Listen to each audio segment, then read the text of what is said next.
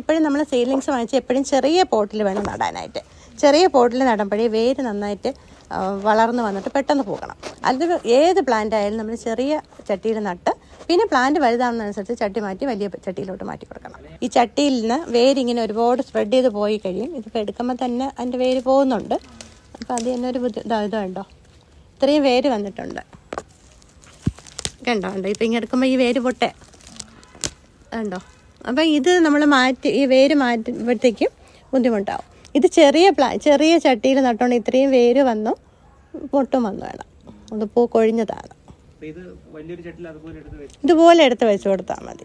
ഞാൻ തൊണ്ട്, ചാർക്കോള്, പിന്നെ ഓടിൻ്റെ കഷ്ണം, പിന്നെ തൊണ്ട് വരുമ്പോഴത്തേക്കും നമ്മൾ കൂടുതലും മൊത്തവും തൊണ്ടിൽ നട്ട് കഴിയുമ്പോൾ മഴ സമയത്ത് ചീഞ്ഞ് പോകാനുള്ള സാധ്യത കൂടുതലാണ്. ചാർക്കോൾ ഇടുമ്പോഴത്തേക്കും വെള്ളം. അപ്പോൾ അതനുസരിച്ച് ഞാൻ ഇത് മൂന്നും കൂടെ മിക്സ് ചെയ്താണ് നടുന്നത്. അതുകൊണ്ടായിരിക്കും എനിക്ക് ഇതുവരെ ഒരു കംപ്ലൈൻറ്റും വരാറില്ല.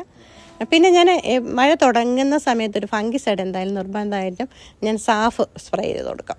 പിന്നെ കണ്ടിന്യൂസ് മഴയാണെങ്കിൽ സാഫ് ചെയ്ത് കൊടുക്കും. അതുകൊണ്ടായിരിക്കും എനിക്കിതുവരെ ഒരു കംപ്ലൈൻറ്റ് വന്നിട്ടില്ല. ഞാൻ കൊടുക്കുന്നവരടുത്തും പറയും. അതുപോലെ നമുക്ക് സീഡ്ലിങ്സ് വരുമ്പോഴും ഞാൻ സാഫിനകത്ത് മുക്കി വെച്ചതിന് ശേഷം ഒരു അരമണിക്കൂർ സാഫിൽ മുക്കി വെച്ചതിന് ശേഷമാണ് നടുന്നത്. കാരണം അപ്പോൾ നന്നായിട്ട് വളർന്നു വരും. കാരണം ഈ അസുഖങ്ങളൊന്നും വരില്ല. പിന്നെ ഒച്ചിൻ്റെ ശല്യം ഭയങ്കരമായിട്ടുണ്ട്. ഞാൻ ഹസ്ബൻഡും കൂടെ രാത്രി ഒരു 7 മണി തൊട്ട് ഒരു 9 മണി വരെ ഒക്കെ ഇതിൻ്റെ അടുത്തേക്ക് നിന്ന് ഒച്ചിനെ കൊല്ലലുണ്ട് മിക്കവാറൊക്കെ. ഒരു 7 മണി തൊട്ട് 9 മണിയൊക്കെ അകത്ത് ഒരു അരമണിക്കൂർ ഇതിൻ്റെ അടുത്ത് വരും. ടോർച്ചും കൊണ്ട് വന്ന് വരുമ്പോഴത്തേക്കായിരിക്കും ഒച്ചിരുന്ന് തിന്നുന്നത്.